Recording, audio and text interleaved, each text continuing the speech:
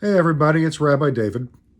I wanted to continue our conversations about our current state of affairs, so the coronavirus and its effects on us, because frankly, a lot of the stuff that I would normally do, I can't do because it's dependent on the interaction, the personal touch, and the contact that I do. So, whether it's actually lecturing or whether it's chaplaincy work, that requires touch with folks who unfortunately we're not in a position to be with at the moment. And all of us are struggling with public spaces being closed off and the idea that we're supposed to hunker down.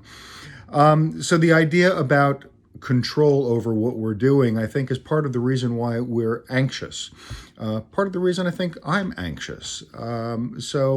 In the idea that this anxiousness might be about a control issue, and obviously we don't have control over the virus.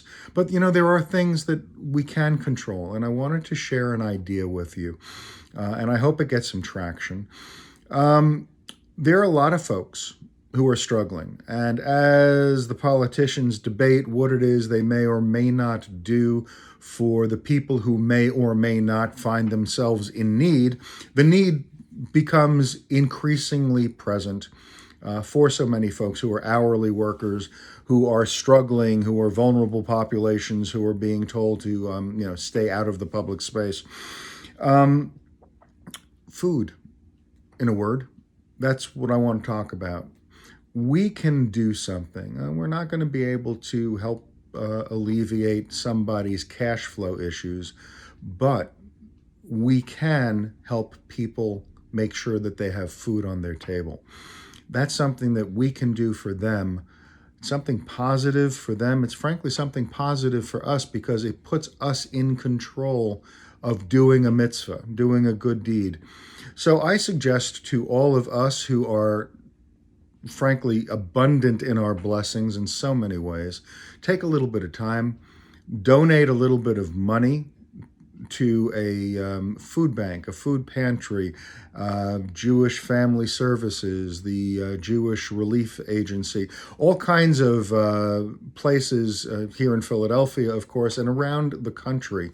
There are food banks, there are soup kitchens who are going to be in desperate need of food so that they can feed what will probably be an increasing population who will otherwise be hungry. So let's do something good.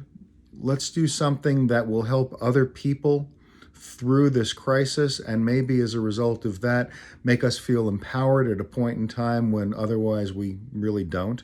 But the idea of feeding the hungry is so intrinsic to what most Americans feel, certainly what most Jews feel, as a basic obligation and responsibility to our fellow human being, that now's the time. So if you're seeing this, reach out. Go online. You don't have to step out of the house. Go online. Hit the donation button at the philanthropy or soup kitchen that is in your area or on a national level if you so choose. But put a couple of bucks out there. That Starbucks coffee that you aren't going to get because you're not going to Starbucks this week, $4 a cup, 5 days a week, that's $20 that you were going to spend anyway. $20 will go a long way in feeding some people who might otherwise go hungry. So let's give it a shot. I hope that this idea resonates for some of you. And if it creates other interesting ideas, bring them into the public forum, and let's start working with each other to strategize how best to handle this in a positive way. Thank you all for listening. Talk to you soon.